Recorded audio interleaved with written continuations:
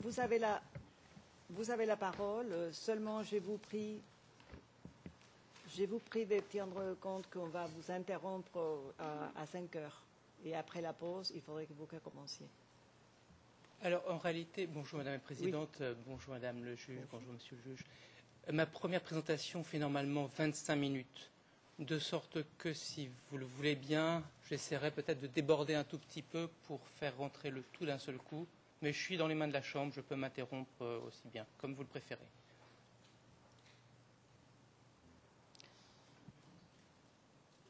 On peut aussi voir au fur et à mesure de l'avancement de ma présentation, avec le temps qui me reste.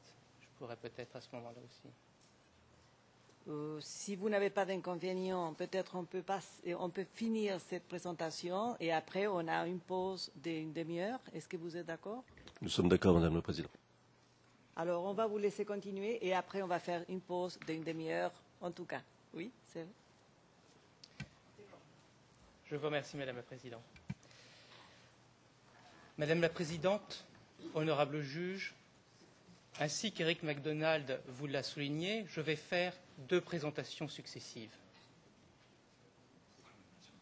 L'une pour présenter les attaques dont les civils ont été victimes par les forces pro-Gbagbo en Côte d'Ivoire entre fin novembre 2010 et mai 2011, et la seconde sur la politique menée par Laurent Gbagbo et ses proches, dans le cadre de laquelle ces attaques s'inscrivaient.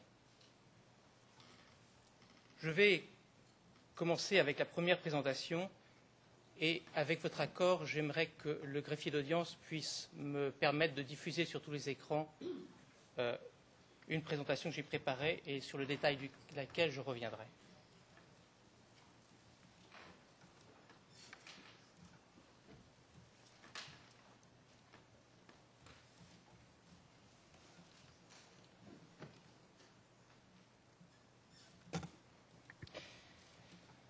Madame la Présidente, honorable juge, dans le cadre de l'effort de Laurent Gbagbo de garder le pouvoir à tout prix après les élections présidentielles de 2010, les forces pro-Gbagbo ont mené, de fin novembre 2010 à mai 2011, de multiples attaques contre les civils. Il en est résulté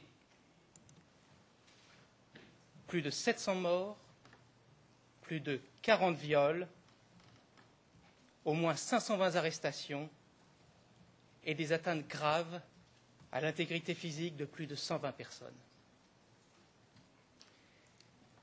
Les victimes étaient des civils, militants ou partisans de Ouattara, ou considérés comme tels en raison de leur appartenance ethnique, de leur nationalité ou de leur religion. Étaient ainsi visés les militants du RDR, Rassemblement des Républicains, ou du PDCI, Parti démocratique de Côte d'Ivoire, 2 partis politiques alliés au sein d'une coalition pro-Ouattara du nom de RHDP, Rassemblement des Oufouettistes pour la démocratie et la paix. Étaient également visés des quartiers pro-Ouattara comme à Bobo, principalement habités par des gens du Nord, et de fait, les personnes originaires du nord de la Côte d'Ivoire, telles les Dioula, étaient aussi particulièrement visées. Il en était plus généralement de même des ressortissants de la CEDEAO, et notamment des Burkinabés et des Maliens. Et enfin, les musulmans aussi étaient visés. L'accusation, Madame la Présidente, honorable juge, a mis au point une présentation visuelle. Cette présentation repose sur l'utilisation de 2 cartes, l'une d'Abidjan, l'autre de la Côte d'Ivoire. Elle vous permettra de visualiser de façon synthétique et chronologique l'ensemble des attaques contre la population civile que je vais évoquer. Et l'accusation vous en remettra une copie électronique en fin d'audience.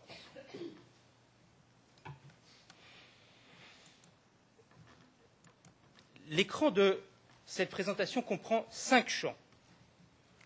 Le champ central, est composé des deux cartes que j'ai mentionnées. Les attaques qui seront matérialisées les unes après les autres par des points qui vont apparaître aux endroits respectifs où elles ont été commises. Cela vous permettra de mieux en appréhender la répartition géographique. Précision, à Abidjan, les points figurant les attaques sont regroupés par quartier sous le nom du quartier concerné.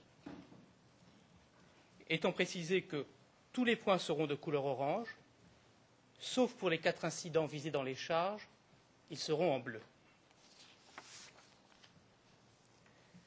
Deuxième champ, juste en dessous, il s'agit d'une barre chronologique qui va de novembre 2010 à mai 2011. Les attaques y seront matérialisées par des bâtonnets qui s'afficheront en même temps que les points sur les cartes. Cela vous permettra de mieux appréhender la répartition temporelle des attaques en cause. Précision, là encore, les bâtonnets sont de diverses couleurs, je m'en explique tout de suite. Troisième champ, c'est le carré noir juste au-dessus, intitulé « Légende des auteurs ». Il explique la couleur des bâtonnets. Bâtonnet vert, quand l'attaque vient des FDS, c'est-à-dire les forces de sécurité ivoiriennes, qui comprennent notamment l'armée, la gendarmerie, la brigade anti-émeute, BAE, la garde républicaine, le centre de commandement des opérations de sécurité, appelé plus brièvement SECOS, et la police. Bâtonnet jaune, quand l'attaque vient des jeunes patriotes, miliciens, partisans pro-Gbagbo. Bâtonnet gris, enfin, quand l'attaque vient de forces pro-Gbagbo mixtes, mercenaires compris. Une précision là encore, les catégories jeunes patriotes, miliciens et partisans pro-Gbagbo, représentés ici en jaune, correspondent à l'expression plus générale jeunes miliciens utilisée dans le document contenant les charges. Le quatrième champ, en bas à droite, intitulé « Référence », affichera l'IRN des preuves sur lesquelles je m'appuie pour chaque attaque. Cinquième champ, enfin, la colonne à droite, elle est intitulée « Attaque observée et rapportée ». Elle récapitulera au fur et à mesure le lieu et la date de toutes les attaques.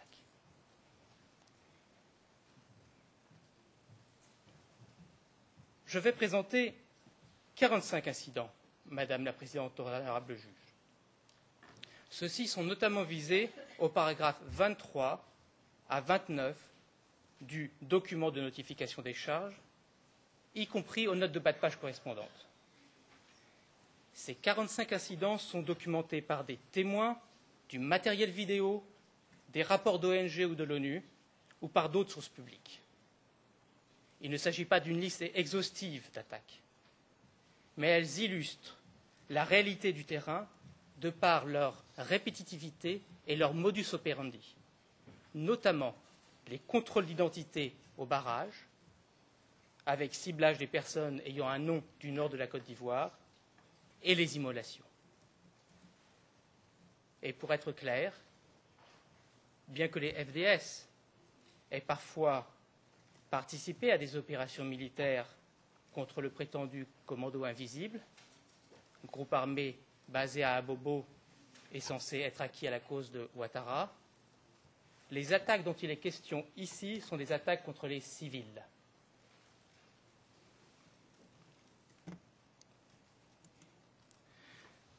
Premier incident. Le témoin P184 déclare que le 27 novembre 2010 au matin, des forces pro-Gbagbo ont ouvert le feu à la mairie d'Abobo. Bilan, 5 civils morts.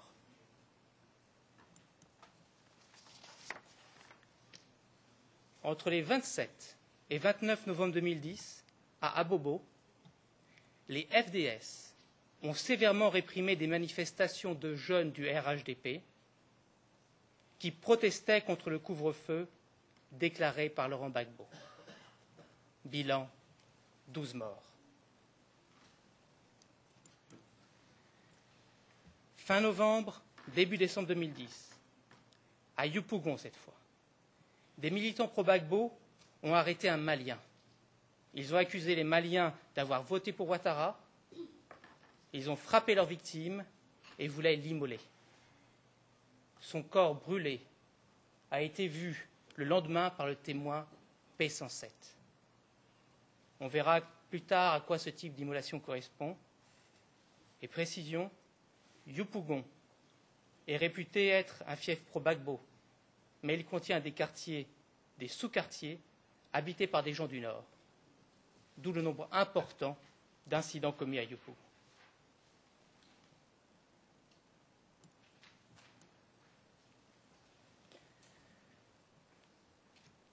Dans la nuit du 1er au 2 décembre 2010, toujours à Yopougon, des FDS ont fait feu sur des partisans du RHDP, au siège du RDR.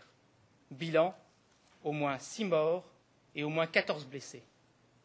En outre, 7 supporters du RHDP ont été arrêtés. 5e incident, le 3 décembre 2010, à Abobo. Des FDS, dont la brigade anti-émeute, BAE, ont ouvert le feu. Bilan, 3 morts. Le lendemain, 4 décembre 2010, à Port-Bouët, les FDS ont abattu un boucher ainsi qu'un homme qui était parti acheter des cigarettes.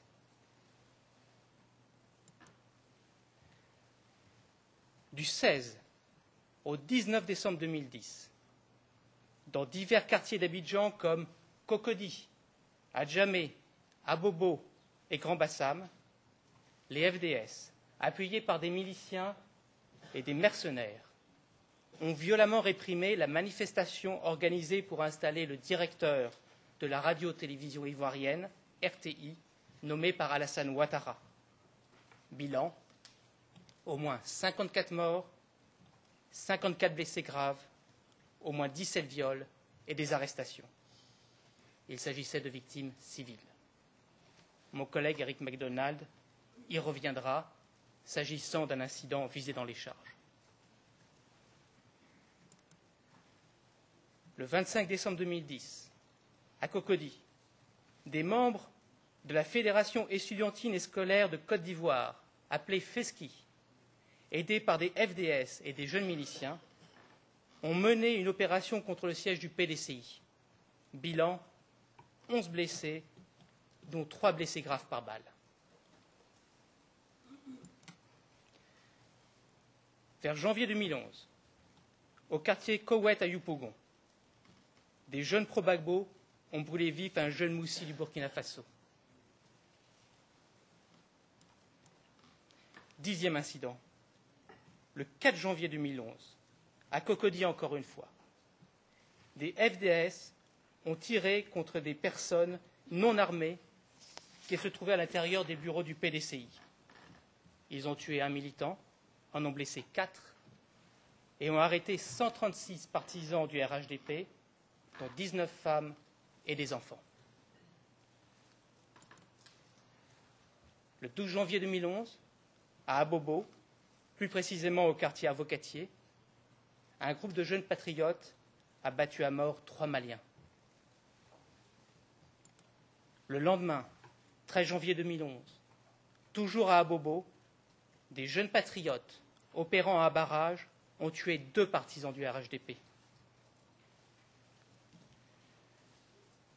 Du 18 au 20 janvier 2011, les FDS, et notamment le SECOS, la BAE et des soldats de la marine, ont sévèrement réprimé des manifestations qui répondaient à un appel à la désobéissance civile lancé par le RHDP. Ainsi, le 19 janvier 2011, la garde républicaine, faisant un usage excessif de la force, a tiré sur des manifestants d'Atécoubé et d'Adjamé. Bilan, 2 morts 17 blessés. Le 20 janvier 2011, à Gnagnoa, dans l'ouest de la Côte d'Ivoire, les FDS ont tiré pour disperser des supporters pro-Ouattara, civils non armés. Bilan, plusieurs morts et blessés. 15e incident. P184 déclare que le 19 février, au rond-point près de la mairie d'Abobo, alors que des membres du RDR préparaient un meeting, les forces pro-Gbagbo ont fait feu, tué 2 personnes et brûlé le matériel utilisé.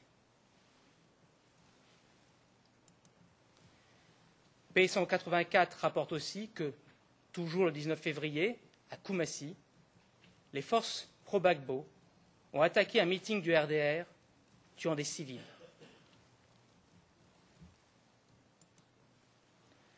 Le 24 février 2011, à Yopougon cette fois, plus précisément à Jesco, des jeunes patriotes ont tué un homme habillé avec un boubou. Le lendemain, 25 février 2011, à Abobo, des forces pro-Gbagbo, police, miliciens et jeunes patriotes ont violé 9 femmes qui étaient politiquement engagées pour Ouattara.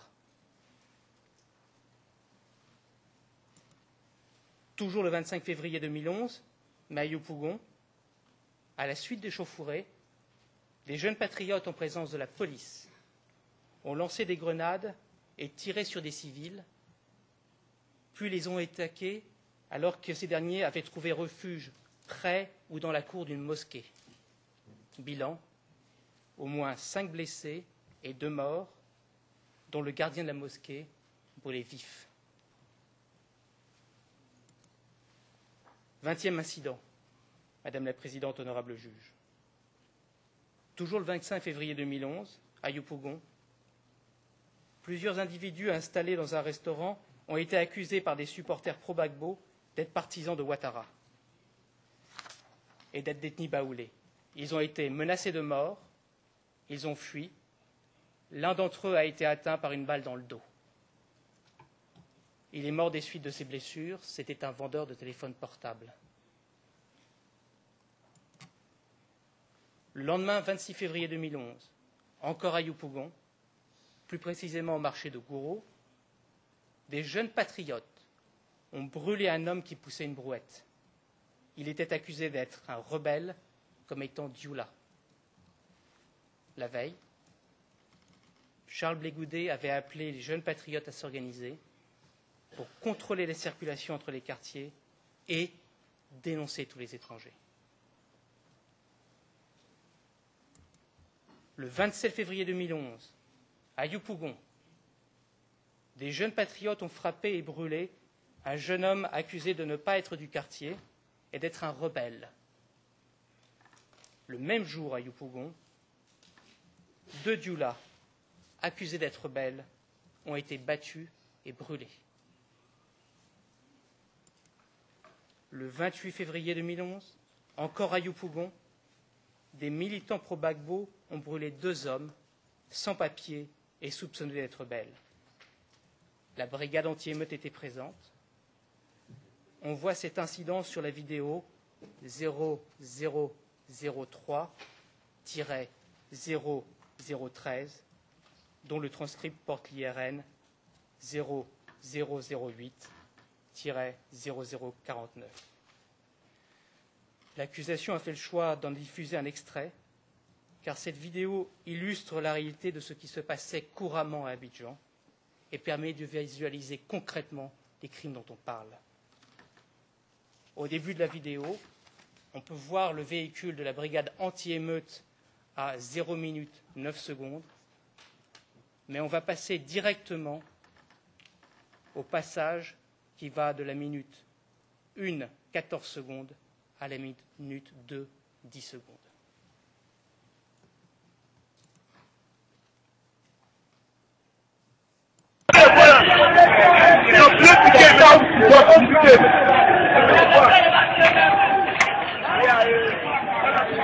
Lui n'est pas mort.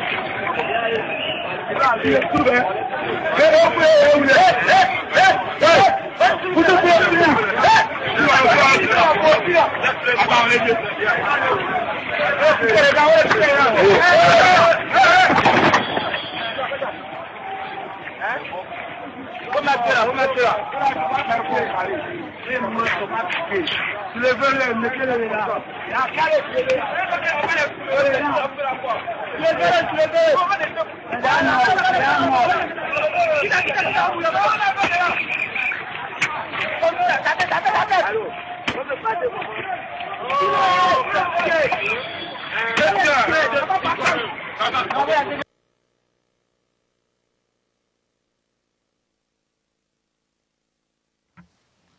Madame la Présidente, compte tenu de l'endroit où je suis de ma présentation, je pense qu'on peut prendre la pause et je propose de continuer après la pause d'une demi-heure.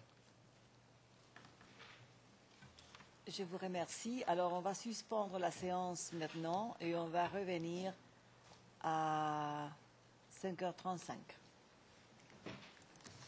All rise. We will